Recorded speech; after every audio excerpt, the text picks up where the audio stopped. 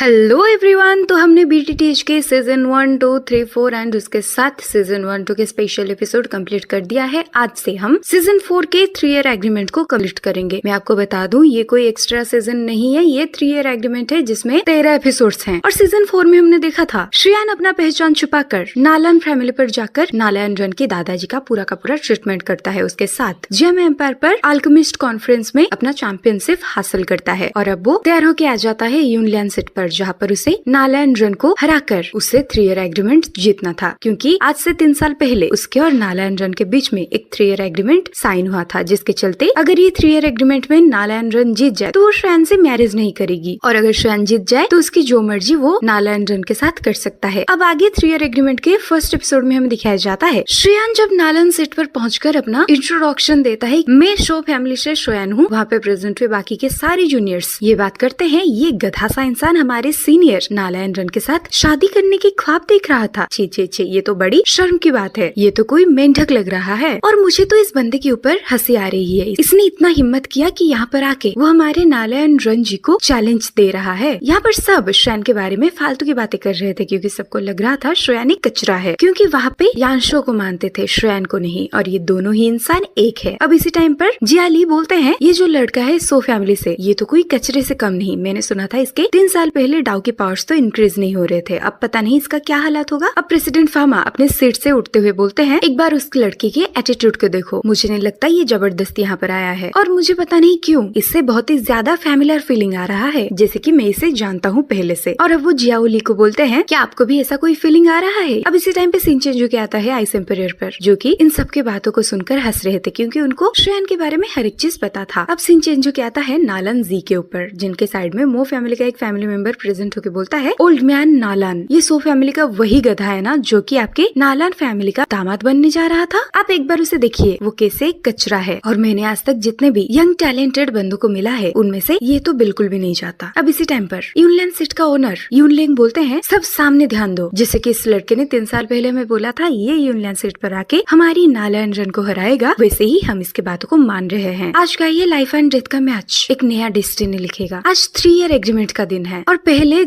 जिसके ऊपर ग्रस्त था आज सब खत्म हो जाएगा, और मैं आशा करता हूँ इन फ्यूचर इन दोनों के बीच में जो भी अटैचमेंट थे वो सब खत्म हो जाएंगे। इसी टाइम पर श्रेयान चिल्लाते हुए बोलता है, चुप हो जाओ सब, अब फाइटिंग स्टार्ट होता है। अब श्रेयान अपने तलवार को थोड़ा सा ही मूव करता है, जिसके चलते श्रेयान के चारों तरफ बहुत सारे पत्थर उड़ने लगते हैं। इधर नालान रन भी अपने तलवार को हवा में लेती है। अब श्रेयान अपने साइड से काफी स्पीडली नालान रन के ऊपर हमला कर देता है, उधर से नालान रन भी स्पीडली श्रेयान के ऊपर हमला करती है, लेकिन वो काफी स्टाइल से श्रेयान के पीछे चली जाती है। लेकिन श्रेयान भी पीछे मुड़कर नालान रन के ऊपर अपने तलवार से हमला कर देता है। इधर नालान रन थोड़ा सा पीछे खिसक जाती है, लेकिन दोबारा से वो श्रेयान के ऊपर भागते हुए अपने तलवार से हमला करने लगती है। अब हमें उन दोनों के बीच में एक आइकॉनिक फाइटिंग दिखाई जाती है, जिसमें हमें दिखाया जा रहा था नालान रन अपनी बॉडी का पूरा एनर्जी इस्तेमाल कर रहा है, लेकिन उधर श्रेयान उतना ज्यादा मुशक्कत नहीं कर रहा अपने पावर्स के साथ। अब नालान रन हवा में जाके एक फॉर्मेशन क्रिएट करने लगती है अपने तलवार के साथ, और जब वो श्रेयान के ऊपर हमला करती है हमें दिखाया जाता है श्रेयान का तलवार इतना ज्यादा पावरफुल था कि नालान रन की तलवार एकदम मुड़ से जाती है। लेकिन अब दोबारा से नालान रन पीछे आ जाती है और अपने पावर से वो अपने तलवारों को 6 हिस्सों में डिवाइड कर देती है। अब ये देख के श्रेयान बोलता है, तुम यूनलियन सेट की यंग सेट मास्टर हो ना, तुम्हारे ऊपर मुझे बहुत हंसी आ रही है और तुम्हारी फाइटिंग एबिलिटीज बहुत बकवास है। अब श्रेयान भागते हुए नालान रन के ऊपर हमला कर देता है, और इधर नालान रन वाइंड स्पिरिट टेक्निक का इस्तेमाल करते हुए बहुत सारे तलवार से श्रेयान के ऊपर हमला करती है, लेकिन श्रेयान काफी इजीली उसके सारे तलवार के अटैक से बच जाता है। लेकिन नालान रन तो हार मानने वालों में से नहीं थी, तो वो श्रेयान के पीछे ही पड़ जाता है। ये देख के वहाँ पे प्रेजेंट हुए बाकी के एलर्ट्स काफी खुश होते हैं, क्योंकि उन्हें लग रहा था नालान रन ही जीत रही है, लेकिन उन्हें पता नहीं था नालान रन अपने बॉडी के पूरा एनर्जी यूज कर रही थी, लेकिन श्रेयान बस अपने थोड़ी सी एनर्जी से फाइट कर रहा था। अब वहाँ पे प्रेजेंट हुए यूनलियन सेट के सारे जूनियर स्टूडेंट बात करते हैं, हमने सुना था 1 साल पहले उन्होंने ancient intermediate level fighting skill का 5th लेवल को खोला था अपने ये तलवारबाजी के लिए। मतलब यहाँ पे ये बच्चे ये समझाने की कोशिश कर रहे थे ये नालान रन तलवारबाजी में काफी माहिर है, और वो लोग बात करते हैं इनकी ये खतरनाक तलवारबाजी देख के मुझे शो फैमिली का लड़का श्रेयान के लिए बहुत ही ज्यादा बुरा लग रहा है, क्योंकि आज इस लड़के का लक तो बहुत ही खराब है, क्योंकि मुझे नहीं लगता वो आज यहाँ से जिंदा वापस जा पाएगा। अब शिनचेंजू के आता है श्रेयान के ऊपर, जो कि नालान रन की सारे अटैक से खुद को बचाकर दूर भाग रहा था, और उसके पीछे बहुत सारे तलवार हाथ धो के पड़े थे। तो अब श्रेयान नालान रन को बोलता है, तुम ये गलत कर रहे हो, तुम मेरे पीछे से बहुत सारे तलवार नहीं छोड़ सकते। अब श्रेयान एक जगह रुककर एक फॉर्मेशन टेंशन क्रिएट करने लगता है, जिसके चलते उसका पावरफुल तलवार नालायन रन के ऊपर हमला कर देता है और उधर से शुयान अपने फॉर्मेशन से स्पीडली भागते हुए आके नालायन रन के ऊपर हमला करता है। लेकिन नालायन रन भी अपने तलवार से शुयान के 2-4 बालों को काट लेती है, जिसके चलते शुयान को काफी ज्यादा गुस्सा आता है। इसके चलते वो नालायन रन के पीछे जाके उसको ऑक्टान एक्सप्लोड पंच से पीछे से इतना जोर से हमला करता है कि वो सामने मुंह के बल गिर जाती है और सारे बंदे वहाँ पे देखते हैं नालायन रन बहुत ही ज्यादा घायल हो चुकी थी। ये देख के यूनलिंग बोलते हैं, मुझे नहीं लगता ये लड़की इतनी इजीली हार मान जाएगी और ये लड़का सच में हमारे यूनलैंड सेट के कल्टीवेशन को अंडर एस्टिमेट कर रहा है। अब सिंचन जो के आता है नालायन रन के ऊपर, जो कि खिसकते हुए पीछे तो आती है लेकिन दोबारा से खड़ी हो जाती है शुयान के साथ लड़ने के लिए और इधर शुयान अपने वैक्यूम टेक्निक का इस्तेमाल करते हुए अपने तलवार को अपने पास खींच लेता है। अब ये देख के नालायन जी बोलते हैं, ये लड़के को हम जैसे समझ रहे थे वो वैसा है नहीं, ये सच में बहुत अच्छा है और इसके सारे अटैक्स बहुत ही ज्यादा फ्यूरियस हैं। लेकिन मुझे जितना लगता है ये नालायन रन को उतना डैमेज नहीं पहुंचाना चाहता। अब नालायन रन शुयान के सामने स्पीडली उसको अटैक करने के लिए आ जाती है और शुयान भी काफी इजीली उसके हर अटैक से खुद को बचा लेता है। अब नालायन रन के सारे टेक्निक्स को देखकर प्रेसिडेंट फार्मा बोलते हैं, यूनलैंड सेट के टेक्निक्स और कल्टीवेशंस काफी तगड़े हैं और इस लड़के ने 3 सालों में अपने बॉडी में बहुत ज्यादा डाउ के पावर्स को इम्प्रूव किया है। अब नालायन जी प्रेसिडेंट फार्मा को बोलते हैं, यूनलैंड सेट का सीक्रेट टेक्निक भी बहुत ही ज्यादा यूनिक है। अब ये सुनकर प्रेसिडेंट फार्मा बोलते हैं, ये शुयान भी किसी से कम नहीं, इसको हमें अंडर एस्टिमेट नहीं करना चाहिए था। अब नालायन रन दूर से भागते हुए दोबारा से शुयान के ऊपर हमला कर देती है, लेकिन शुयान को उससे कुछ फर्क नहीं पड़ता। अब शुयान के टेक्निक्स को देख जियाली बोलते हैं, आप इसके तलवार को देखो, ये कितना ज्यादा हेवी है और कुछ टाइम पहले इसने जो नालायन रन को पंच मारा था वो बहुत ही ज्यादा पावरफुल पंच था और पता नहीं कैसे नालायन रन ने खुद को उस पंच से संभाला। अब प्रेसिडेंट फार्मा बोलते हैं, मैं सच में बहुत ही ज्यादा एक्साइटेड हूँ कि एंड में इन दोनों में से कौन जीतेगा और एंड में क्या होगा। अब शुयान देखता है उसके चारों तरफ नालायन रन स्पीडली भागने लगती है और ये देख के शुयान जब अपने पैर को उस जमीन पर दे मारता है, हमें दिखाया जाता है नालायन रन एकदम से थमसी जाती है और उसके ये टेक्निक को देखकर वहाँ पे प्रेजेंट हुआ मो फैमिली का एक बंदा शुयान को जान जाता है, क्योंकि मो फैमिली का ओनर मोशे का जब डेथ हुआ था यही टेक्निक का इस्तेमाल करते हुए वहाँ पे प्रेजेंट हुआ लड़के ने मोशे को मारा था। अब शुयान के टेक्निक्स को देख वो मो फैमिली का बंदा बोलता है, इम्पॉसिबल, वो लड़का तो डाओहोंग लेवल का था और वो बहुत ही ज्यादा खतरनाक था, लेकिन शुयान को जितना एज है उतने एज में डाओहोंग लेवल पर पहुंचना ऐसा तो संभव ही नहीं है। डाओहोंग मतलब 7th लेवल और मैं आपको बता दूं हमारा शुयान 5th लेवल पर है। अब इधर हमें दिखाया जाता है नालायन रन खिसकते हुए बहुत पीछे आ जाती है और अपने बॉडी से अपने ओरा को रिलीज करने लगती है और शुयान को बोलता है, सच में तुमने मुझे एकदम से सरप्राइज कर दिया, क्योंकि मैंने कभी नहीं सोचा था 3 साल पहले मैंने जिस कचरे को देखा था वो आज सच में इतना ज्यादा चेंज हो जाएगा। अब शुयान बोलता है, मैं अभी तुम्हें अपना असली पावर्स दिखाऊंगा। अब ये सुन के वहाँ पे प्रेजेंट हुए सारे जूनियर्स हक्के बक्के रह जाते हैं और हमें दिखाया जाता है वहीं पर शुयान के साथ अपने फुल स्ट्रेंथ से लड़ने की वजह से नालायन रन की पावर दा दाओशी पर प्रमोट हो जाता है, मतलब 5th स्टार पर प्रमोट हो जाता है, लेकिन शुयान तो पहले से ही 5th स्टार पर है। अब ये देख के वहाँ पे प्रेजेंट हुए हर एक इंसान नालायन रन की तारीफ करने लगते हैं, लेकिन इन सारी चीजों से शुयान को कुछ भी फर्क नहीं पड़ रहा था। अब हमें दिखाया जाता है नालायन रन की मास्टर यूनजी उड़ते हुए जब यूनलैंड सेट की फाइटिंग बैटल पर आ रही थी उसको कोई और ही ओरा फील होता है, तो वो अपने साथ बात करती है, मुझे जितना लगता है 3 ईयर एग्रीमेंट फाइटिंग स्टार्ट हो चुका होगा और वैसे भी मैं बहुत लेट हूँ, लेकिन ये जो ब्लैक ओरा मेरे सामने से गया वो इतना स्पीडली गया कि मैं इसे पहचान नहीं पाया, तो मुझे लगता है ये स्ट्रॉन्ग ओरे के पीछे मुझे पहले जाना चाहिए। अब यूनजी वो ब्लैक ओरे के पीछे चली जाती है। अब यहाँ हमें दिखाया जाता है पिल्किंग गुहे अपने डिसाइबल ल्यूलिंग के साथ वहाँ पे 3 ईयर एग्रीमेंट फाइटिंग देखने के लिए प्रेजेंट हो जाते हैं, जिन्हें देख के वहाँ पे प्रेजेंट हुए हर एक एल्डर उन्हें ग्रीट करते हैं। ये देखकर गुहे बोलते हैं, मेरे सामने इतनी पोलाइट होने की कोई जरूरत नहीं, आप सब लोग अपने चेयर में बैठ जाओ, क्योंकि मेरे से पहले यहाँ पर मास्टर जियाओलाओ और प्रेसिडेंट फार्मा प्रेजेंट है। अब पिल्किंग गुहे सबके सामने जाके सॉरी बोलते हैं, क्योंकि वो बहुत ही ज्यादा लेट हो गए थे वो बैटल में आने के लिए। अब इसी टाइम पर प्रेसिडेंट फार्मा जब आइस एम्परर को देखते हैं वो 2 सेकंड के लिए रुक जाते हैं और बोलते हैं, आप कौन? अब आइस एम्परर अपने साइड से बोलते हैं, मैं हाइबोतोंग हूँ। अब हाइबोतोंग नाम सुनकर पिल्किंग गुहे एकदम से चौंक जाते हैं और बोलते हैं, आइस एम्परर हाइबोतोंग, मैंने आपके बारे में बहुत ज्यादा सुना है। अब वो आइस एम्परर को ग्रीट करने लगते हैं और आज इतने अहम मौके पर आपसे मिलकर मुझे बहुत खुशी हुई। अब इसी टाइम पे शुयान अपने साथ बात करता है, नालायन रन अभी बस 2 स्टार की डा दाओशी लेवल पर है, मतलब 5th लेवल का 2 स्टार पर है। तो शुयान इधर अपने बॉडी में डा दाओशी लेवल का आर्मर क्रिएट करने लगता है। ये देख के नालायन रन खुद भी हक्का बक्का रह जाती है और वहाँ पे प्रेजेंट हुए हर एक बच्चा भी शॉक हो जाता है, क्योंकि सबको पता चल जाता है शुयान भी डा दाओशी लेवल पर है और उसके पास एक डाउ के आर्मर भी है। अब इसी टाइम पे यूनलिंग के साइड में प्रेजेंट हुआ एक एल्डर यूनलिंग को बोलता है, ये लड़का तो बहुत ही ज्यादा स्ट्रॉन्ग है, लेकिन यूनलिंग बोलते हैं, हाँ ये लड़का स्ट्रॉन्ग तो है, लेकिन ये नालायन रन के सामने कुछ भी नहीं, नालायन रन इसे बहुत ही ज्यादा स्ट्रॉन्गर है। अब उन दोनों के बीच में होते हुए मैच को तुम चुपचाप देखो। अब हमें दिखाया जाता है नालायन रन भी अपने बॉडी में डा दाओशी लेवल की एक आर्मर तैयार कर लेती है, लेकिन उसके आर्मर की क्वालिटी शुयान के सामने बहुत ही घटिया होता है और शुयान की बॉडी के पार्ट्स को देख नालायन रन बोलते बोलती है बहुत ही बढ़िया, बहुत ही बढ़िया, अब तुम मेरे लेवल के हो, अब तुम मेरे साथ लड़ सकते हो। अब नालांजन काफी स्पीडली श्रेयन की तरफ आती है, लेकिन उससे श्रेयन को कुछ भी फर्क नहीं पड़ता। श्रेयन काफी स्टाइल से नालांजन का हर एक अटैक को डॉज कर रहा था और नालांजन हवे से अपने पावर श्रेयन के ऊपर थ्रो कर रही थी, लेकिन उससे श्रेयन को कुछ भी फर्क नहीं पड़ रहा था। अब इसी टाइम पर नालांजी उनके मरे हुए दोस्त शोलिन को बोलते हैं, मेरे भाई शोलिन, सच में तुम्हारा ग्रैंडसन बहुत कमाल का है। अब इधर नालांजन और श्रेयन एक दूसरे के साथ बहुत गंदे तरीके से लड़ रहे थे और जिसमें हमें दिखाया जाता है हर बारी नालांजन ही हार रही थी। तो नालांजन अब चिल्लाते हुए बोलती है, मैं कभी भी 3 ईयर एग्रीमेंट को नहीं भूलूंगी, क्योंकि 3 साल पहले तुमने वो एग्रीमेंट में जो लिखा था उसने मेरी जिंदगी चेंज करके रख दी थी। और अब वो दोनों एक दूसरे के बेहद करीब आ जाते हैं और नालांजन दोबारा से बोलती है, अब हम दोनों के बीच में कोई भी रिलेशन नहीं है, क्योंकि मैंने वो सब हासिल कर लिया है जो मुझे चाहिए था, लेकिन तुमने इस चीज को अंडर एस्टिमेट की और मुझे समझा नहीं। अब इसी टाइम पे श्रेयन काफी एटीट्यूड से बोलता है, सच में क्या? अब वो दोनों ही खिसकते हुए बहुत पीछे चले जाते हैं। अब वो दोनों ही अपने स्लैश अटैक्स का इस्तेमाल करते हुए एक दूसरे के ऊपर अटैक करते हैं। अब नालांजन काफी गुस्से में बोलती है, तुमने मुझे समझा नहीं, जिसके चलते मैं आज तुम्हें हराने के लिए कुछ भी कर सकती हूँ। मेरी जिंदगी में मुझे क्या करना है ये चॉइस करने का हक सिर्फ मेरा है और तुम बिल्कुल भी मेरे पति बनने के काबिल नहीं हो। अब इसी टाइम पे सीन चेंज हो के आता है पिल्किंग गुहे के ऊपर, जो कि बोलते हैं यूनलैंड सिटी की इन फ्यूचर लीडर नालांजन है और ये बैटल में जो होगा ये उसके ऊपर ही निर्भर होगा कि इन फ्यूचर ये यूनलैंड सिटी की लीडर बनेगी या नहीं। अब हमें दिखाया जाता है उस बैटल में नालांजन अपने पावर से श्रेयन को बहुत ही पीछे खिसका देती है और अब स्पीडली श्रेयन के पास आके बोलती है, अब मैं ज्यादा बात नहीं करना चाहता। और उसे लगता है उसने श्रेयन को ऑलमोस्ट हरा ही दिया है, लेकिन श्रेयन भी अपने तलवार से नालांजन के ऊपर एक के बाद एक अटैक कर रहा था। अब नालांजन बोलती है, आज के ये फाइटिंग में हमारी यूनलैंड सिटी की इज्जत दाव पे लगी है, तो मैं तुम्हारे ऊपर थोड़ी सी भी रहम नहीं खाऊंगी और तुम बस देखो मैं तुम्हें कैसे मारती हूँ। अब ये बोलकर